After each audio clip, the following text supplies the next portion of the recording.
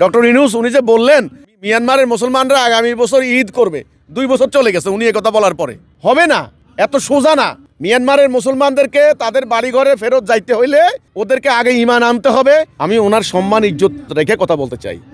ওনারা আন্তর্জাতিকভাবে পরিচিত খ্যাতিমান মানুষ, ওনারা বুঝেন না দুনিয়া কার হাতে এখন।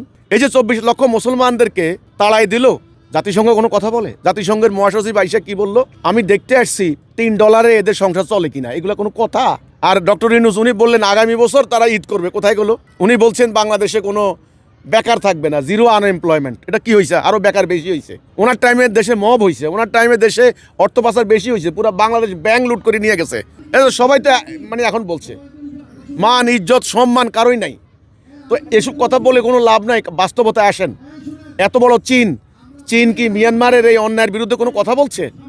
অথচ চীনের রাষ্ট্রদূত জামাত নেতাদেরকে নিয়ে বাংলাদেশে মিরপুরে ইফতার খাওয়ায়, আমগুলো ইফতার মাহফিল ইফতার খাওয়ায়, খাবার প্যাকেট দেয়। মানে আমরা মুসলমান, আমরা এত গরিব, এত ভিক্ষুক, এত মিসকিন হইছি, ঠিক আছে?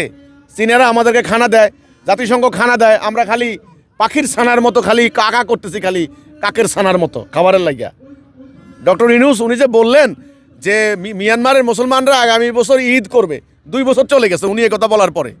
হবে না, এত সোজা না।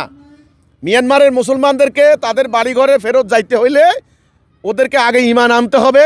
ঈমান এই না, ওরা যুদ্ধ করতে হবে, তবে বাড়িঘর ফেরত পাবে, না হলে বাড়িঘর ফেরত পাবে না। ওদেরকে কেউ বাড়িঘরে সেটেলমেন্ট করে দেবে না, দেবে না। নরেন্দ্র মোদিও দেবে না, শি জিনপিংও দেবে না, আপনার ডোনাল্ড ট্রাম্প প্রশ্নই আসে না, আর মিস্টার পুটিন প্রশ্নই আসে না, আর ডক্টর ইউনূসের তো কোনো কথাই নাই। তো এসব কথাবার্তা বলে কোনো লাভ নাই, এগুলো অর্থহীন, মানে ভ্যালুলেস কথাবার্তা। আপনি জাতিকে ঐক্যবদ্ধ করতে পারবেন না, জাতিকে আসল ইসলামের প্রেরণা দিবেন না, ওরা বাড়িঘরে কেমনে যাবে? আপনি আফ্রিকা যান, লক্ষ লক্ষ মুসলমান বাড়ি ছাড়া। আপনি সিরিয়া যান, কোটি কোটি মুসলমান বাড়ি ছাড়া। আপনি আফগানিস্তান যান, এখনও লক্ষ লক্ষ মানুষ ভিক্ষা করে, বাড়ি ছাড়া ধ্বংস করে দিছে। তো এই মুসলমানদের সারা দুনিয়াতে করুণ পরিণতি। কাজেই ডক্টর ইউনূসের কোনো কথা লাভ হবে না। কেন লাভ হবে না?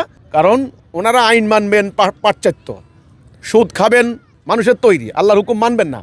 ওনারা রাষ্ট্র পরিচালনা করবেন পশ্চিমাদের আদলে, আল্লাহর আইন মানবেন না।